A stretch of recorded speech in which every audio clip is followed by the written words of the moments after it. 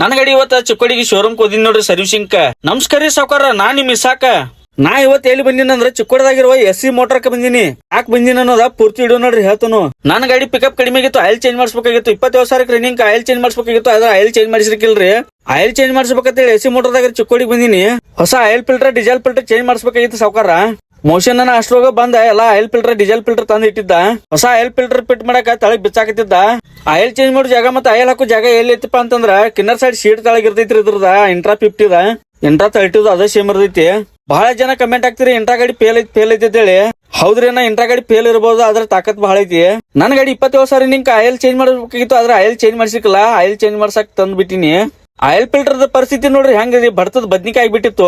ಬಹಳ ಜನ ಹೇಳ್ತಾರೆ ಶೋರೂಮ್ ದಾಗ ಆಯಿಲ್ ಚೇಂಜ್ ಮಾಡ್ಸಕ್ ಹೋಗ್ಬೇಡ್ರಿ, ಬಹಳ ಖರ್ಚು ಬರ್ತೈತಿ ಅಂತೇಳಿ. ಆದ್ರ ಲೋಕಲ್ದವ್ರ ಕಡೆ ಮಾಡ್ಸೋದ್ ಬೇರೆ ಅಂತೇಳಿ ಅಂತಾರ. ಒಂದ ಮಾತು ಹೇಳ್ತೇನ್ರಿ, ನೀವು ಲೋಕಲ್ದಾಗ ಮಾಡ್ಸಕತ್ರ 2 ಸಲ 10,000 ಕಿಲೋಮೀಟರ್ದಾಗ 2 ಸಲ oil filter diesel filter change ಮಾಡ್ಬೇಕಾಗ್ತೈತಿ. ಆಯಿಲ್ ಪರಿಸ್ಥಿತಿ ನೋಡ್ರಿ ಹೆಂಗ್ ಆಗ್ಬಿಟ್ಟೈತಿ. ಮೋಷನ್ ಅನ್ನ ಹೇಳಿದ್ರು ಆಯಿಲ್ ಮೋಸ್ಟ್ಲಿ ಒಂದ್ 200-250 ml ಕಡಿಮೆ ಆಗಿರ್ಬೇಕು ಅಂತ ಹೇಳಿರು. ಯಾಕಂದ್ರೆ ಆಯಿಲ್ ಚೇಂಜ್ ಮಾಡ್ಸೋದು ಬಹಳ ಲೇಟ್ ಆಗಿತ್ತು, ಅದ್ರ ಸಲುವಾಗಿ. ನೀವು ನನ್ನಂಗ್ ಲೇಟ್ ಮಾಡಕ್ ಹೋಗ್ಬೇಡ್ರಿ. 10,000-12,000 ಕಿಲೋಮೀಟರ್ ಆದ್ಬೇಕು ಆಯಿಲ್ ಚೇಂಜ್ ಮಾಡ್ಸೋದ್ ಬರ್ರಿ. ನಾ ಆಯಿಲ್ ಚೇಂಜ್ ಮಾಡ್ಸಕ್ ಬೆಳಿಗ್ಗೆ ತರಬೇಕಾಗಿತ್ತು, ಆದ್ರೆ ಸಂಜೆ 4 ಗಂಟೆಗೆ ತಂದ್ ಬಿಟ್ಟಿನಿ ಶೋರೂಮ್ ಕ. ಆಯಿಲ್ ಚೇಂಜ್ ನೋಡ್ರಿ, ಆಯಿಲ್ ಅಂತೂ ಇದೇ ಬ್ಯಾರಲ್ದಾಗಿಂದ ಹಾಕ್ತಾ ಇರುತ್ತೆ ಸಾವ್ಕಾರ. ಮೋಷನ್ ಅನ್ನ ಆಯಿಲ್ ಹಾಕಕ್ ತಂದ್ ಬಿಟ್ರು ನೋಡ್ರಿ. ಆಯಿಲ್ ಏನೋ ಸಣ್ಣ ಲಾಳಿಕೆಲಿ ಹಾಕ್ತಾ ಇರ್ತಿದ್ದೀನಿ. ಯಾರು ಊರ್ ಮಂದಿಗೆ ನೀರ್ ಕುಡಿಸುವಂತ ಲಾಳಿಕೆ ತಂದ ಅನ್ನ ಮೋಷನ್ ಅನ್ನ ಆಯಿಲ್ ಹಾಕಿಬಿಟ್ರು ಗಾಡಿಗೆ.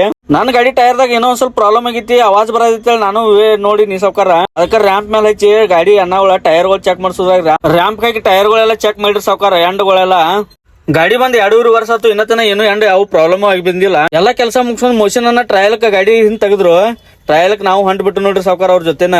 ಇವ್ರು ಯಾವ ಶೋರೂಮ್ ದಾಗ ಕೆಲಸ ಮಾಡ್ತಾರ ಅಂದ್ರೆ ಚಿಕ್ಕೋಡಿ SC ಮೋಟರ್ ದಾಗ ಕೆಲಸ ಮಾಡ್ತಾರ ಮೋಷನ್ ಅನ್ನ ಅಂತೇಳಿ.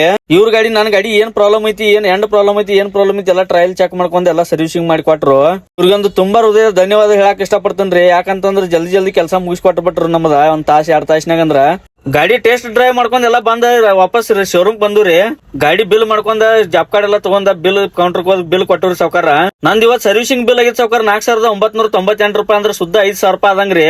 ಬಿಲ್ ಎಲ್ಲ ಪೇಡ್ ಮಾಡಿ ನಾ ರಿಟರ್ನ್ ಹೊಂದ್ಬಿಟ್ಟನ್ ಸಾವ್ಕಾರ. ಮತ್ ಘಟಬರ್ಬ ಕಡೆ ಅಷ್ಟ್ರೋಗ ನಮ್ ಸೆಕ್ಯೂರಿಟಿ ಸಾಹೇಬ್ರು ಬಂದ್ರು, ಗೇಟ್ ಪಾಸ್ ಎಲ್ಲ ಕೊಟ್ಟ ನಾ ರಿಟರ್ನ್ ಹೊಂಟ್ಬಿಟ್ಟನ್ರಿ. ಗೇಟ್ ಪಾಸ್ ಎಲ್ಲ ಕೊಡಲ್ದ ಗಾಡಿ ಹೊರಗ್ ಬಿಡಂಗಿಲ್ಲ ಇಲ್ಲಿ. ನಿಮಗೆ ಇದು ವಿಡಿಯೋ ಚಲೋ ಅನ್ಸಿದ್ರೆ ಲೈಕ್ ಮಾಡಿ, ಕಮೆಂಟ್ ಮಾಡಿ, ಶೇರ್ ಮಾಡ್ರಿ. ಮತ್ತೆ ಇಸಾಕ್ ಅಫಿಷಿಯಲ್ ವ್ಯೂಲ್ ಆಗೋರ್ ಐಡಿಗೆ ಫಾಲೋ ಮಾಡೋದು ಮರ್ಯಾಕ್ ಹೋಗ್ಬಾರ್ರಿ. ಮತ್ ಮುಂದಿನ ವಿಡಿಯೋದಾಗ ಸಿಗುಣ್ರಿ. ಬಾಯ್.